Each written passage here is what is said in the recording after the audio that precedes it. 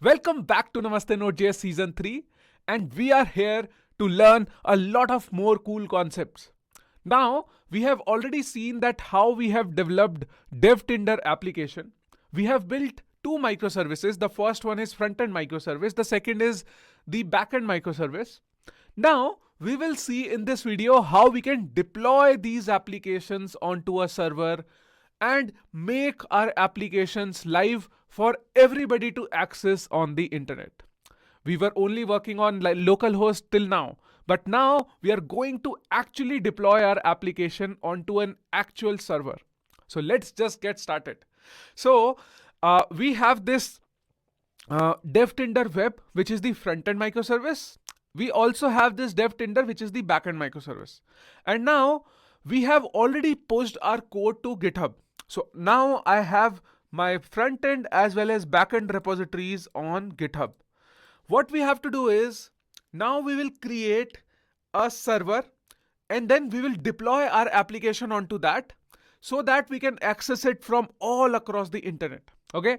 And for that, we are going to use AWS. Have you heard about AWS? If not, I will tell you and give you a brief idea about AWS, but we will be using AWS to create our own server, create our own instance, create our own machine, and we will deploy our code onto that machine. Okay, so I will explain you how to do that, but before that, let me just introduce you to our superhero AWS. Okay, if you'll go to the AWS website, you will go over here. This is the AWS Management Console. So see, AWS is a cloud service. When I say cloud service, see, let me tell you in a very basic example for students, right? For a lot of new software developers who don't know much about cloud and software engineer and machine and instances and all. So see, think of it as right now, what we were doing was on our laptop, on our desktop, on our machines, we were accessing this code, right? We were making this code, we were writing this code, we have this repository on our local system, right? And we were running this code on our local system. Similarly, and everything was being run on what? Localhost, isn't it? Right? In the browser, we were writing localhost, and then there was a port where our front-end and back-end applications were there. Now, what we want is, we want to deploy our application onto some other machine, right? That machine is given to us by AWS. And that machine is a centralized place where our application is deployed. And we can access that application from across the internet, right? From all over the world. That machine is connected to internet, right? So that machine we will take from AWS, Amazon Web Services. It's a very famous, place, right? It's a very famous service that a lot of companies use, and even at Namaste Dev, even in our own startup, we use AWS to deploy our applications. Okay, now you can also choose Google Cloud Services. You can choose a lot of other ways, and let me also give you a brief idea about deployments. There are so many ways you can deploy your application onto the internet. But I am choosing to deploy on AWS because it is the industry standard kind of a thing, right? A lot of companies deploy their product and services on AWS cloud, right? On AWS machines. You can also choose Google Cloud if you want to, right? The process would be very similar to this. And there are a lot of tools and startups which offers you one-click deployment, right? Basically, you just give them GitHub URLs and then they deploy your application in very easy steps. But I am not going to take the easy route. I am going to tell you the traditional and the most authentic way of deploying the application, which is everything doing manually. Right now there are so many startups which are working on making your deployment process easy. They just give you one-click deployments. You just have to give them URL and everything is deployed like automatically. But I want all the students of Namaste Node.js to be very good in their core knowledge, right? So to get that core knowledge, you should know how to deploy your app manually onto a server. Okay, that is what we are going to learn in this, whole episode. And hope you are excited as I am, because I am going to teach you very crucial concepts, right? Now, one thing before I start teaching you is that this, deployment process can be very tedious And it can be very frustrating also, because there can be many challenges while you are deploying your application onto production. But wait a minute, let me tell you, whatever I am doing, please check that steps carefully, because there are a lot of steps involved into deploying our front end as well as backend service, right? So there are a lot of steps. Remember and see how I deploy the application step by step. Note down those steps. What I am doing in those steps, you have to do the same thing. Suppose if something is working on my system and it is not working on your system, then try to debug and try to find answers through ChatGPT or search on the internet, but try to find answers, right? But don't give up, because I have seen, I have taught this to a lot of students already, right, in my previous classes, and a lot of students face issues and they give up. You don't have to give up. You have to watch these steps carefully and do it one by one. I will also tell you all the places where you can go wrong. You have to avoid those mistakes, because if you make a very small mistake, you will not be able to deploy our application, right? It's very confusing also. Okay, so let's just get started. First of all, you'll have to create your AWS account, right? You might not have an AWS account. If you already have an AWS account, you just log in. Right now, let me just teach you how to create a AWS account also. Let me just show it to you to give you the full perspective. Otherwise, I already have a AWS account. I can just log in quickly, but I am just showing you that you can just sign up. So just complete sign up. You click on complete sign up, go sign up onto AWS, make your own account, right? Okay, I think this is sign in, right? So if you go over here, this is sign in. New to AWS, sign up. Okay, let's go create a new account. Sign up. It is asking me for an email ID. Let me give my email ID.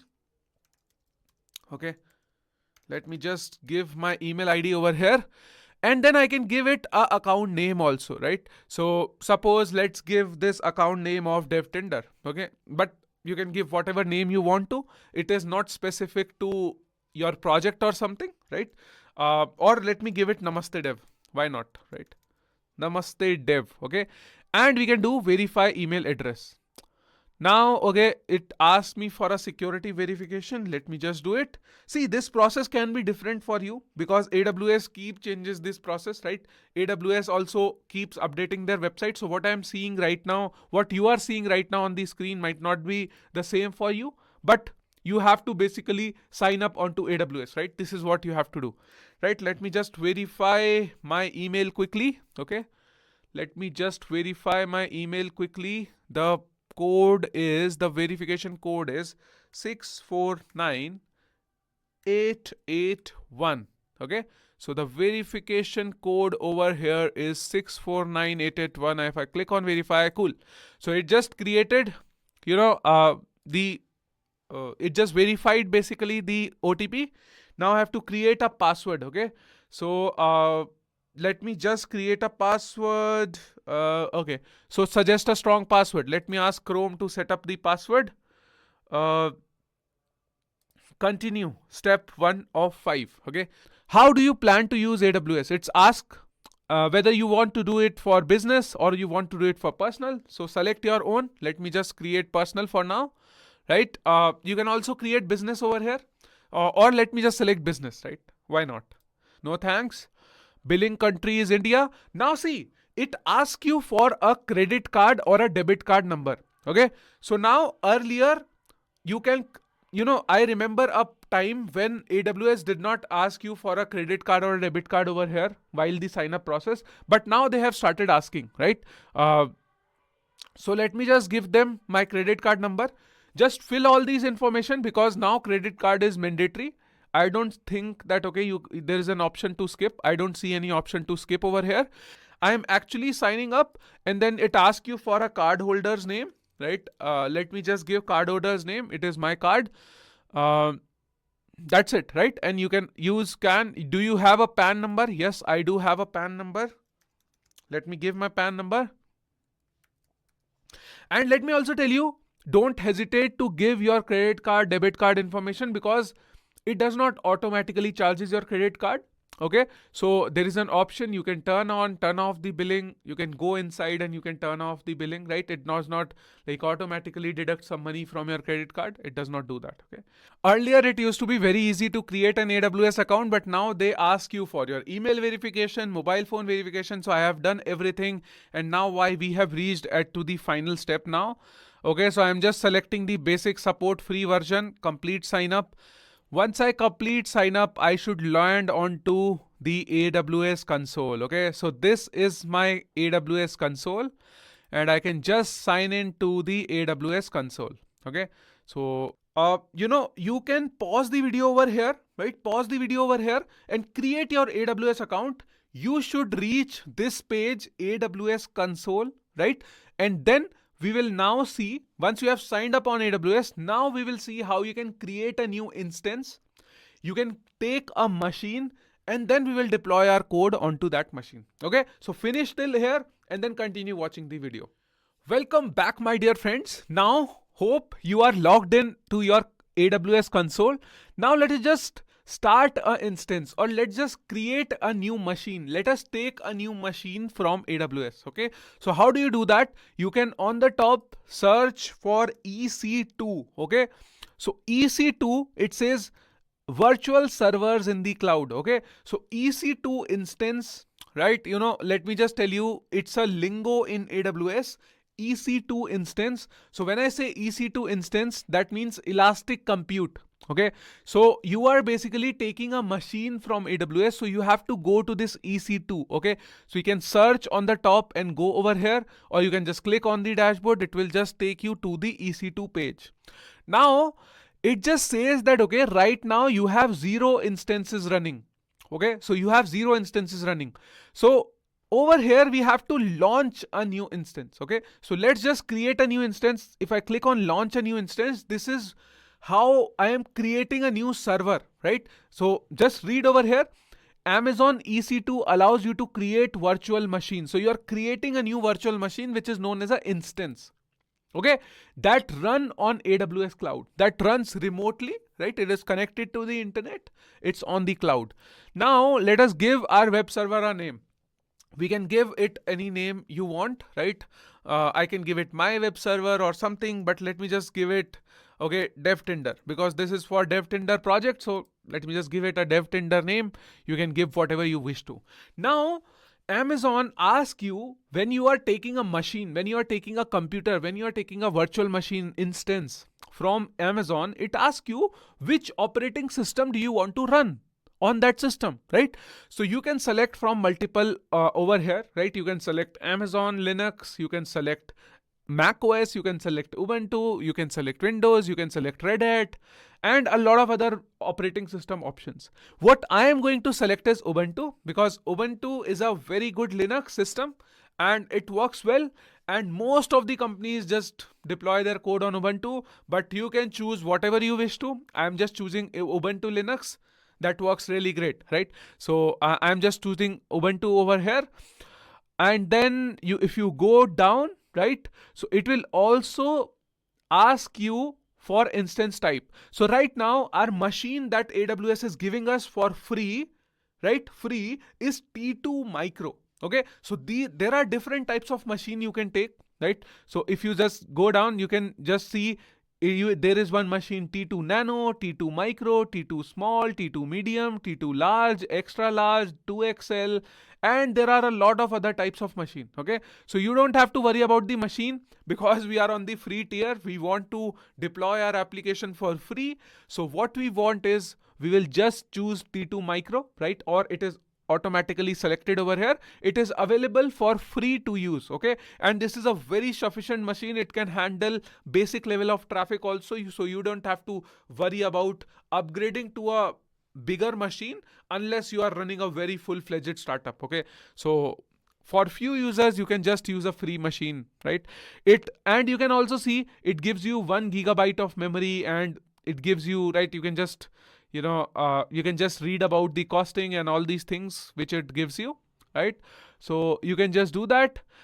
Then it asks you to create a security group. Yes, you can create a security group. Keep all these options as it is, right? You can keep all these options as it is.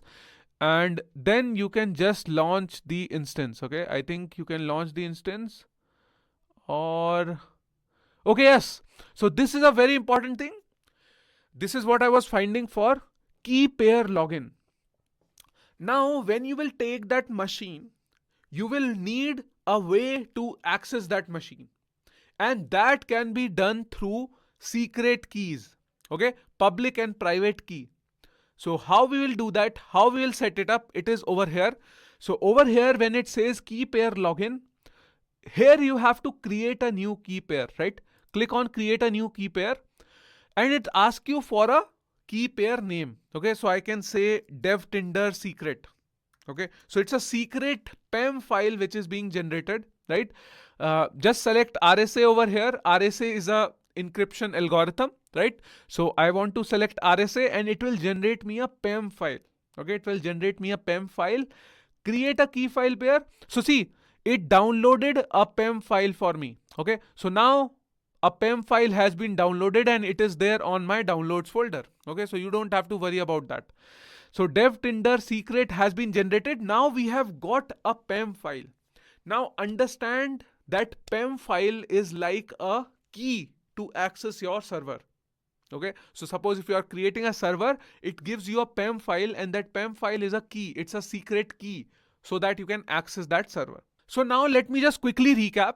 I have given the name, I have selected the operating system, I have created a key, right? Here key pair login, I have created a key with the name dev tinder secret, and then I have just selected the default options over here. I don't want to modify anything. If you want, you can just read about everything, right? It will give you a new, basically you are just configuring your machine.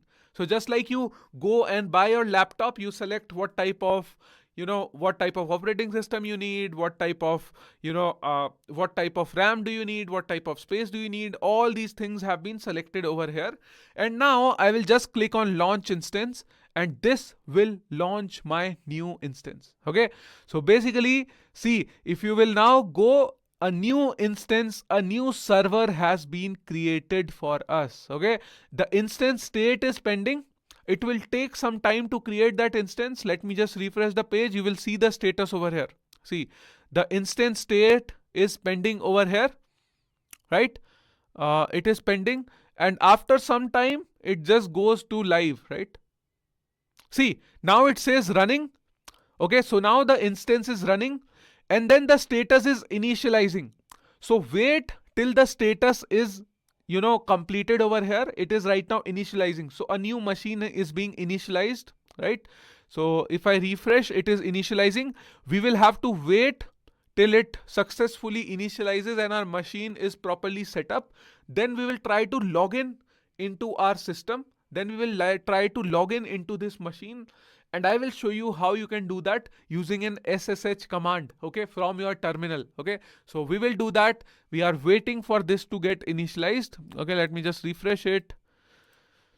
Okay, right now it is just taking some time to initialize. It takes some time to wrap up the machine, because now what AWS is doing behind the scenes is it is creating a new machine for you on the cloud, right? It is creating a new space for you. It is deploying the operating system on it, and then it will give you the access with that PEM key that you have recently downloaded. Okay, so wait for it. So now we can see that, okay, we have status check 2 of 2 passed, and our instance state is running. Okay, so now our machine is up and running, right? And now if you click on this instance ID, it will show you the information of your machine. Okay, so this is the public IP of your machine. This is the private IP address of your machine, right? And all these things are there. Here you can manage a lot of things. You can just manage status and alarm, security, networking, storage. So many things are there. Okay, so you can just use this machine. Now once we have got our public IP, okay, so let's just go over here and click on connect. Okay, so it will give you ways to connect. Okay, you can connect to your instance. So there are different ways you can connect to your instance. Okay, so we will go to SSH because I want to log in through my terminal. Okay, so SSH. Now what we have to do is you have to follow these steps. Let me just tell you how to follow these steps. Basically, see, first of all, it is asking you to change the permission of your dev tinder secret file. Okay, you have to do a chmod. Basically, it changes the permission of your secret file. So let's go to terminal and I'll show you what to do. If you go to iTerm2, let me just open this terminal.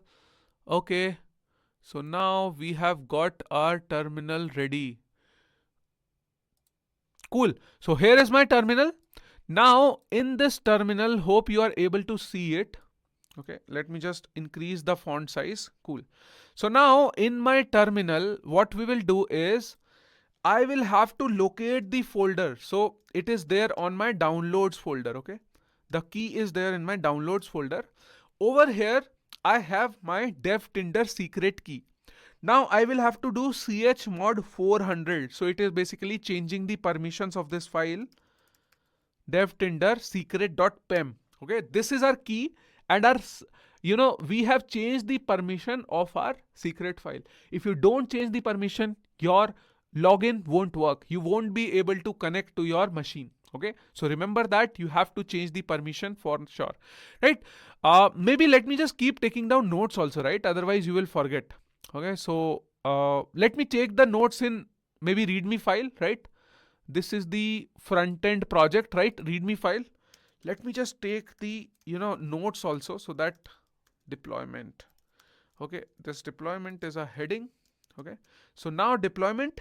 Now for the first thing, sign up on AWS. This is what we did.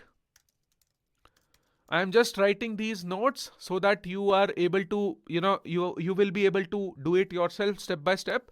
Sign up on AWS, create a new account. Then you have to launch instance, right? You have to successfully launch an instance. You know how to do that. And then you have to basically, create a key value pair. Now you have to modify permissions, right? Basically, let me write like this, chmod. Let me just write the command only, chmod, and then you have to do 400 and then your secret key, right? Secret.pem. Okay. So this pem is a extension which stores your secret key. Okay. Cool. So now what we will do is, now once we have done this, it gives you a command over here already, ssh command, right? Ssh command. And let me just explain you what this command is doing. Okay, so this command ssh basically is trying to, and once you run this command, you have to be in that folder. Okay, you have to be in the downloads folder at the same place where your key is present. Okay, so you have to do ssh-i. So basically you are trying to do ssh, or you are trying to connect to your machine using this command ssh-i, and then you are using this key, your pem file, and which machine are you connecting to? This is the address, or this is the name of the machine that you are connected to. Simple, right? ssh-i, right? ssh-i, your key, because you need a key to enter to machine, right? And then this is the machine that you are accessing. This is the address of the machine. Cool. If you run this, you should be able to log in to your system. It will ask you, are you sure you want to continue connecting? And you can say yes. And then if I hit enter, it will connect to your machine, and I am logged into my machine. Okay, so I have logged into my machine. Okay, so now you are not in your terminal of your system. This is the terminal of the machine. See this? Earlier I was in the downloads folder. Now I am in the terminal of my machine. Okay, so now I am on the terminal of my machine. I have successfully accessed my machine. Now don't think that, okay, we have installed Ubuntu onto our machine, so I can just go over there, see the browser interface and everything on the machine. No, you will have to access your machine through the terminal, right? And this is how you will have to use it. We will do everything on that machine through our terminal only. And this is how you will deploy your application. Now we are into this machine now. This is a proper Ubuntu machine. Operating system is running over there. If you leave this terminal, let me tell you one more important thing. If you will leave this terminal for a while like this, without writing anything, without doing anything, this terminal will automatically disconnect, then you will have to connect once again using this SSH command. Okay, so right now we are logged in. Now we will have to start deploying our application. Okay, let me just take down note. So what we did, connected to the machine using SSH, right? Or let me just write the command itself. So basically you have to connect to your machine using this SSH command. Okay, so let me just write this SSH command. So I have logged into my machine. Cool. Now we are into the machine. Now before I get my projects over here, first of all I'll have to make a setup, right? Just like if you take a new laptop, you have to set up your project onto that laptop. What all you do, right? First of all, you need your you need your softwares, right? Similarly, we will also need softwares over here. We will need Node over here or not, right? Because to run any project, we will need Node. So then we will install Node. How do you install Node, right? How do you install Node? Let us just install Node.js. Okay, let's just find out, right? So go to Node.js official website. It tells you how to install Node. Okay, so there is a curl command that we are going to use to install Node into our machine. Okay, so this curl command downloads Node onto your machine, right? And then you install, basically this is installing NVM, Node Version Manager. Okay, so I have installed the Node Version Manager. Now this command, basically, NVM install command, this command installs the Node version onto your system. So if you do NVM install 22, it will install the version 22 onto your system. But let me tell you, at this point of time, you can face a lot of issues if your version does not match your local version. So I will have to make sure that the version that I am using on my machine is the same version that I am using on my local machine. Okay, in my local machine, when I was running this project, what Node version I was running? So just do node-v. So I was running the version 16.17. Okay, so if I install the version 22, if I install the version 23, if I install the version 20, 20, 16, 14, 12, it can give you issues. I am telling you at this point of time itself, right? Always install a version where your code is working successfully fine. In my local system, my code was working perfectly fine on version 16.17.0. I will install the same version. Okay, so first check in your system. Check in your system which version you are running on. Install the same version. If you will install different version, it might throw some random errors. Then you will keep debugging. Okay, so please install the same version. How do you install? Do nvm install and then the version name. You can give it 16.17.0. Now once you do nvm install, okay, it says nvm command not found. Okay, this nvm command is not found.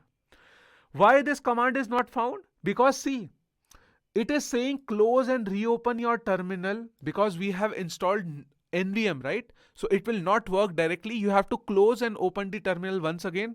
That is when your command will work, right? Otherwise it will not. So let me just close the terminal. Let me just close the terminal. It will not close like this. I will have to do exit, right? Exit over here. Now I have exited from the machine. I have logged out from the machine. How do you log out? Write the keyword exit. It will log out from the machine. Now let me connect to my machine once again using the same command SSH, right? Now I am logged into the same machine, right? Now I am logged in again to my machine over here. Now I will install nvm install and the version of the node that you want, 16.17.0. Okay, if I install this, it will download the node version and it will install the node version 16.17.0. If you see this, right, that means checksum matched. If you see this now using node version 16.17.0, this means that you have successfully installed your node version. Okay, now if you do node-v over here, just to verify, it will give you the node version name. So now what I have done, I have installed the correct version of node, right? So I have installed the correct version of node. Let me just install node version, right? You know, node version 16.17.0. This is 16.17 from 0.0 for me. Okay, for you it can be very different, right? It can be whatever you are building your app on. Okay, so, but make sure that these versions are correct, otherwise you can get into trouble. That is why I'm telling you once again. Now once we have installed the node version, now our system is ready to get the projects and run those projects onto our machine. How will you do? First of all, we will need the code on that machine, right? Right now, there is no DevTinder code on this machine. Okay. Where will I get my code from? I will get my code from GitHub. I will get my code from GitHub. Okay. So I have got this backend project, this frontend project on GitHub. Now I will grab this code from GitHub and clone my repositories in my new system. Okay, so what I will do now is I will just go over here code. Here are different ways you can git clone. Okay, I am using the HTTPS one, right? Copy this and I will just write over here git clone and then the project name DevTinder web, right? So see, now I have got my DevTinder project cloned onto my remote system. This is my server, right? On that server, I have cloned my web project. Similarly, let me also get my backend project, right? Why not? I'll go to HTTPS. I will write the command git clone the project. So I have got my backend and frontend project over here, right? If you will see over here, if you will do ls over here, so ls means list the folders. So I have got my backend as well as frontend project over here using the command ls. So backend project, this is the frontend project. So now I want you to take a break and do till here. Whatever I have done, please follow these steps and complete till here, till you have cloned your project. Okay, so what all steps you have to follow? First of all, you have signed up, you have launched the instance, now you have modified the permissions of your PEM file, then you have done your SSH, right? You have logged into your system, now you have installed node and you have done git clone. Okay, so you have done git clone, you have got your repositories over there on your system. Do till here, come back and then we will go forward and start deploying our applications now. Till now we were just setting up our systems. Now we will actually deploy our applications onto our system. Okay, so let's come back quickly and let's do this. Welcome back, my dear friends. Now what we will do, we have got our two projects over here. We will first of all deploy our front-end project. Okay, we will first of all see, for each project the deployment process can be very different. Right now we have just got our machine, we have installed node, we have got our projects. The installation step for each project can be very different. So see carefully what I am doing. Right now, first thing, I will install my, I will deploy my front-end project for the first time. Okay, so I will deploy my front-end project. How will you deploy the front-end project? Let me tell you first of all. Okay, so this is the DevTinder web. What you have to do, how do you run this project? How do you run this project? You will say, Akshay, I can run this by npm run dev, right? Npm run dev. So this is how you run the project in your local system. This is not how you run the project on the production. How do you run the project on the production? Let me tell you. First of all, you will have to create the build of your project. We are using Vite over here, right? We are using Vite, isn't it? Vite is what, right? Vite is the bundler. Vite is the, Vite basically bundles up your project and runs it, right? That's like Webpack, right? You might have heard of Webpack, you might have heard of Parcel, you might have heard of Vite, right? So similarly, Vite is the bundler, right? That is there. Now what we'll do, if you run npm run dev, so what happens is it runs your project on dev mode. But what you will have to do, you will have to build your project. For that, what is the command? If you'll go to package.json, you will see that when I do npm run dev, so this command is run. There is also a command to build the project. So you have to basically build the project. What is that command? If you do npm build, right, npm build over here, so what will happen? Sorry, npm run build. My bad, npm run build. If you run the build command, it basically, bundles up your project. It basically bundles up your project and creates a dist folder over here. This dist folder will contain all the necessary files, all the packaged files for your front-end project inside this dist folder, and this is the code that we will deploy. See, this src folder is the code that we write. But when we are deploying it onto the production, we will need a compiled code. We will need a built code, right? We will need, what will this do? What Vite will do? Vite will basically, if you'll go over here, Vite will basically, all the code that you have written in your dev, it will basically compile all the code. It will make the code obfuscated. It will make the code compressed. It will make the production ready code. And it will put it into this dist folder. And this is the code we will deploy. Okay, so for that we need a command npm run build. So we will have to build the project. Okay, so how do you build the project? Let us just build the project over here on the remote machine. When I say remote machine, that means on AWS. Okay, on AWS I am just making the build of our front-end project. Okay, so how do you make the build? First of all, see, now what happened? This is what I was telling you. You can get into a lot of troubles like this. So see, automatically the loop was broken. I got disconnected from the server. If you will leave your terminal open for a while, it disconnects from your server for security reasons. Okay, now I can do SSH once again to log into my machine again. Okay, I have got to my machine. If I do ls, I am there on the machine. Here is my front-end project. What I will do, let me go inside that folder first of all, devtinder-web. Okay, so if I go to devtinder-web, now if I will run npm run build, it will build my project, but it will not build right now. Why? It did not build the project. Why? Because it says Vite not found. Vite is not there. That means the library is not there. And here comes the most important part, that we have not done npm install onto our projects. First of all, we need to install the dependencies also, right? See, on our GitHub, we have just plain code. We do not have dependencies. We do not have node modules. We do not have anything.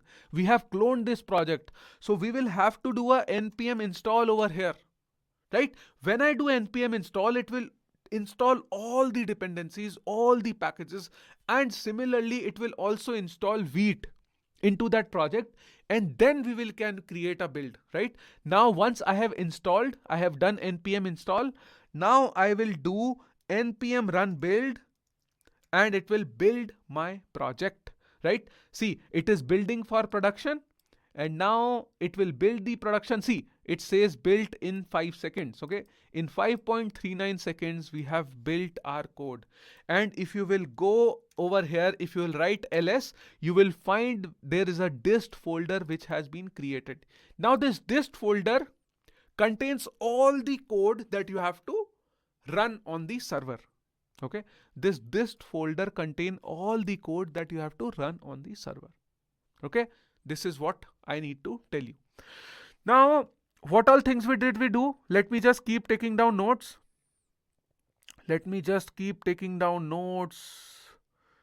Readme file. Okay, so I did git clone. Then what I did, I went to the project and then I did npm install to install the dependencies. Right, install dependencies using npm install. Npm install, it installs the dependencies, right, install. Okay, this will install the dependencies in the project. Now what we'll do, I will now see, once I have done the git clone, now I am doing the steps for front end. Okay, always remember, now I am doing these steps. Now all these steps, whatever you see, are being done for front end. Okay, so for frontend, I will do npm install, then I will do npm, okay, what? Run build. Okay, so now what we will do to deploy our front-end project, we will need something known as Nginx, right? Nginx. This is a new software, you can say, right? It is a new software. It's a free and open source software. It can do a lot of things for you. It is kind of like a web server. It gives you a web server. It gives you a load balancer. It gives you a reverse proxy. You can manage a lot of things through Nginx, right? It acts as a web server also, HTTP web server. And for now, we will use this Nginx to host our front-end project. Okay, to host our front-end project. Okay, so we will have to install this Nginx. Okay, so how do you install Nginx? Let me just tell you how do you install Nginx. First of all, do sudo apt update, right? Just to update, right? Your system dependencies, right? Your system packages. So I can do sudo apt update. It will just update my Ubuntu versions and a lot of other things, right?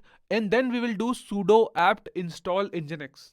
Okay, so to install Nginx, let's just do that. It will take some time for you to, install this, update the system. Basically, see, I am updating the system.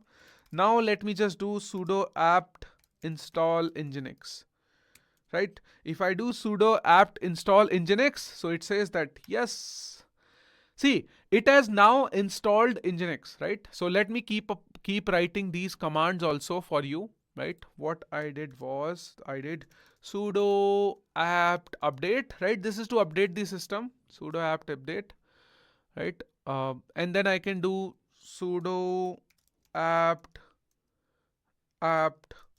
update, basically your application install Nginx, right? So it install Nginx, right? Now we will use this Nginx HTTP server to deploy our application. But before that, I will have to, start Nginx onto my system. Once you have installed it, right? Once you have installed it, see, it says that, okay, it has successfully installed. There was no error over here.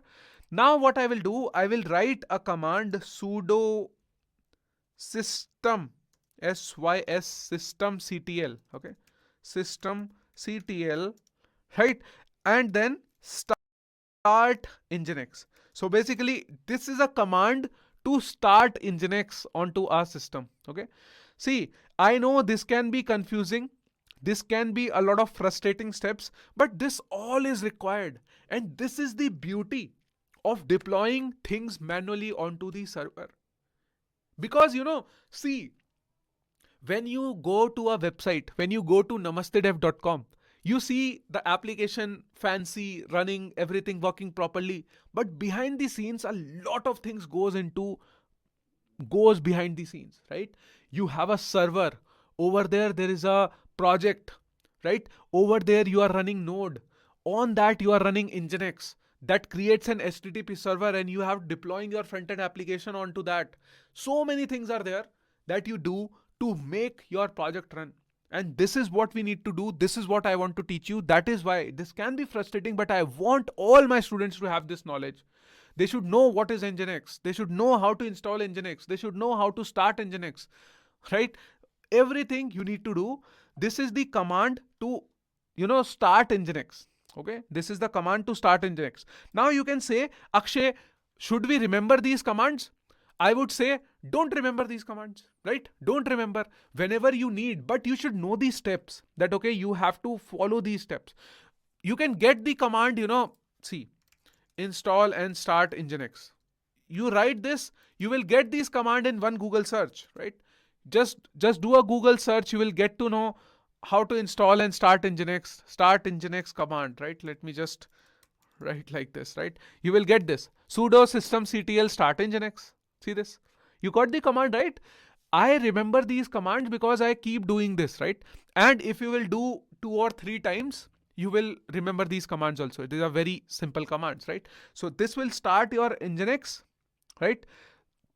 Once your Nginx is started, There is one more command, sudo systemctl, same command, systemctl, and you can enable Nginx, right? You can just enable the Nginx, right?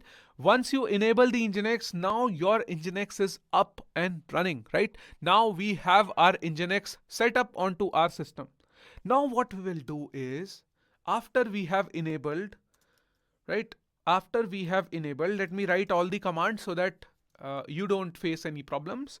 Once I have enabled the Nginx, now what we will do, all our code in the dist folder, all our code or all the code that we have built, right? The built code of of our front end project, right? That code we will copy it to the HTTP server repository. HTTP server repository that is of Nginx. Okay, let me show you how do you do that. What we will do, copy code from dist folder. Dist folder basically contains the build files, right? Build files to, to Nginx HTTP server. Where is it located? It is located on a path where, and then where www/html. Now you would say, how do you know that, Akshay? Because I keep doing it, that's why I know it. You have to copy this code from dist folder to where www.html. Let me just show you first of all if this path exists or not, right? If you'll go to system, you can just basically, cd, you can go also /where www.html, and if you'll go over there, see, I have gone to that folder now. If I do ls, this folder contains index nginx debian.html. You have to just, ignore this file. I will replace this whole folder with my dist or the build project files. How do I copy that? Right? So basically what I am trying to do is that dist folder that I have created where there are build files, I have to copy that onto this location in this folder. Okay.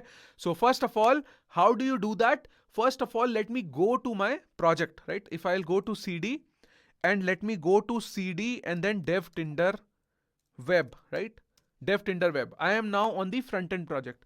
Now I will use a command which is known as scp. This is a copy command.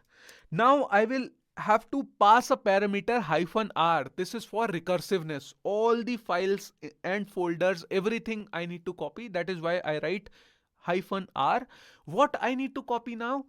I need to copy dist folder, all the content of dist folder. If you do dist/*, that means all the files of dist folder.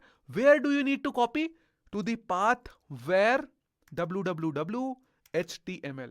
If I hit enter, okay, it says permission denied. Yes, it can give you permission denied. So you will have to use sudo, right? I think now it will do the job. If I write sudo scp, now understand this command properly. Okay, sudo scp. Let me just zoom it out so that, let me zoom in a little so that you see it properly. Sudo scp. So sudo to get root level permissions, scp to copy it, -r recursively, dist*, and then where www.html. If I do this, it copied all my files and folder from my dist file to where www.html. If I go to where www.html now, let me just do cd/where www.html, right? If I go over there and I do ls, see this.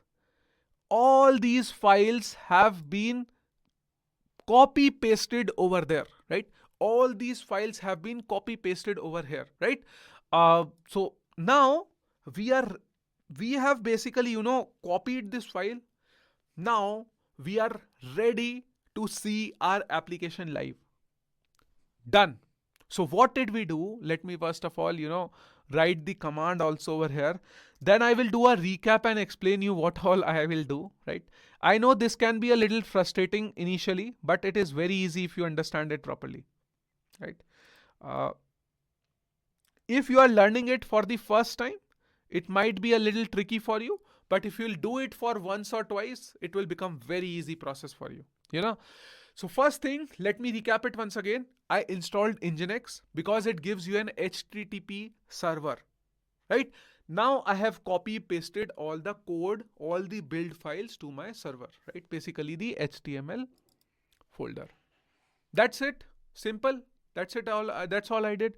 Now, ideally, once you do this, let me go back to our instance and find the public IP. So if you will go to AWS, let me go back to my instances. If I go back to my instances, let me go to the instance. So here you will see a public IPv4 address. So this is the IP where we can access our server, right? Now, if I open this folder, now if I go to this IP, I should see my front-end app running, but it is not running. Why? Because AWS blocks all your ports. So see, when you have a HTTP web server of Nginx, it is on port number 80. It is deployed on port number 80. Remember that. And I will have to expose my port number 80 to make this word, right? So basically you will have to enable port 80 to make this word. How do you enable port 80? Port 80 of your instance, right? On your instance, you have to enable port 80, right? :80 on your instance. How do you enable port? Let me just show it to you. If you go to AWS over here, you have to go to security. In that security, you will find a security group, right? You will find a security group. Go to this security group. In this security group, you will have inbound rules. You will have to add inbound rules to allow access to port number 80. Okay. Edit. Cool. Now over here, add a rule, right? And over here, I will give it a port range 80, right? I will give it a port range 80. And over here, see, I will give it 00000. That means I want to allow access from anywhere on the internet, right? This is what it means, okay? So now I am just giving it access, save rules. Once you save the rules, now you will see that, okay, port 80 is enabled, okay? So by default, your port 22 range is enabled, but over here, I have also enabled port 80. Got it? Port 80 I have enabled. Now, let me now again go to my IP, refresh the page, and do you see something? I have got my front-end app running on my IP address. This is the public IP address.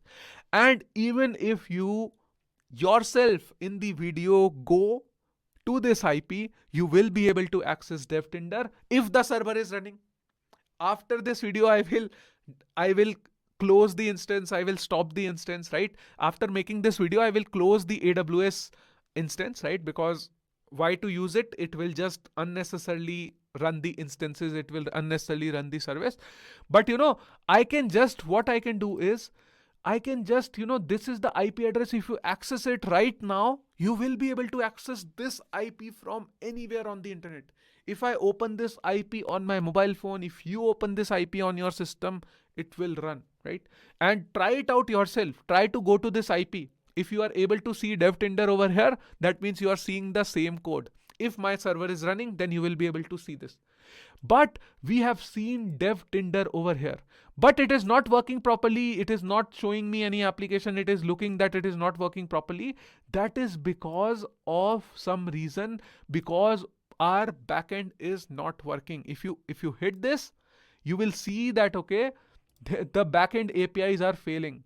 Why the backend APIs are failing? Because the backend is not deployed yet. So now, but our front-end app is up and running on this IP. This is all you have to do. So once you install Nginx,